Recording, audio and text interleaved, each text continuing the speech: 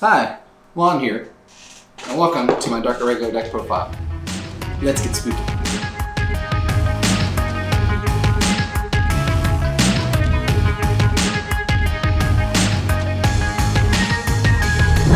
Alright, let's get started. Starters aren't really important. I just picked this one because he's extra spoopy. So let's get on to the rest.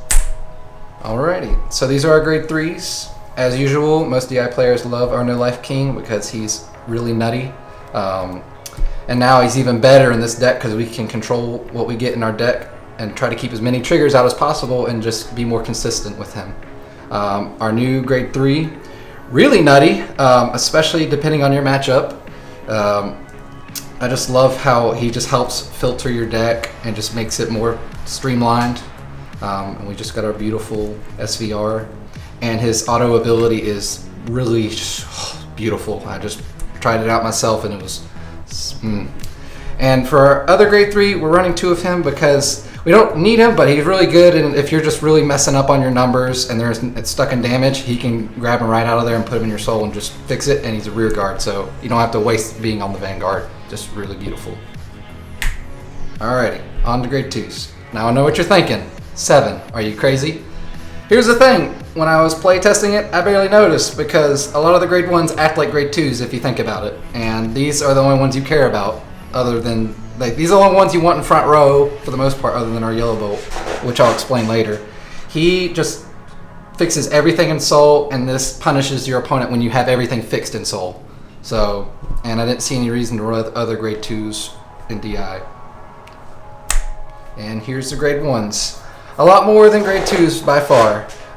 We have our Creeper because he can help us reach our numbers real easily, and he's a good booster or front row attacker.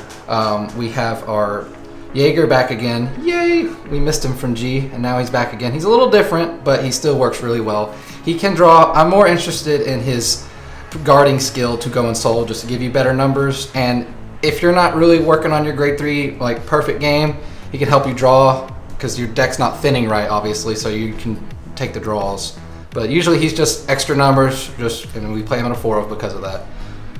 Our best boy, Yellow Bolt, he fixes everything that was wrong with this, and that's why he is an honorary grade 2 with his good as the first ride as a grade 1 because you get to soul charge a bunch and draw cards, and when he attacks, extra numbers, and he acts like a grade 2 on his own, if not better.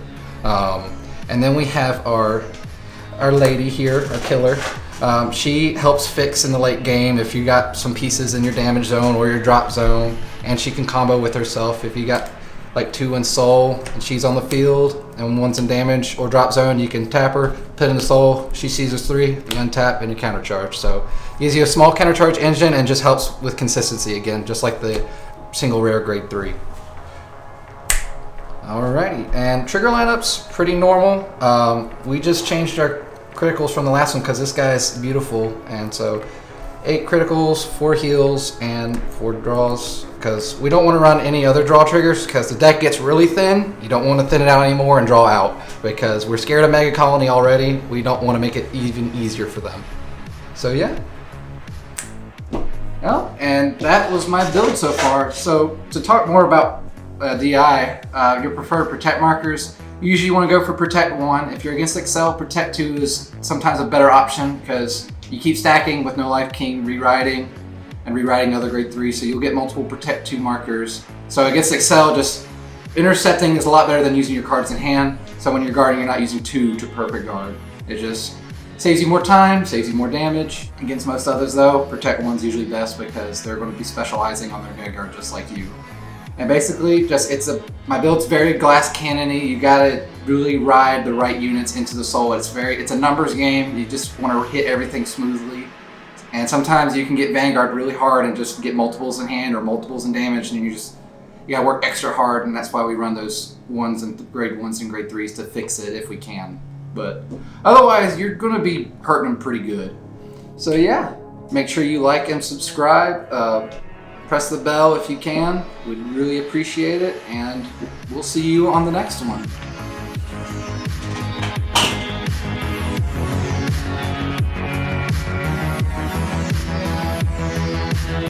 You have no sound effects?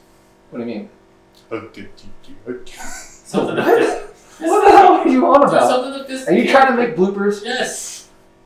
There's your blooper. Wow. How cute. Double whammy.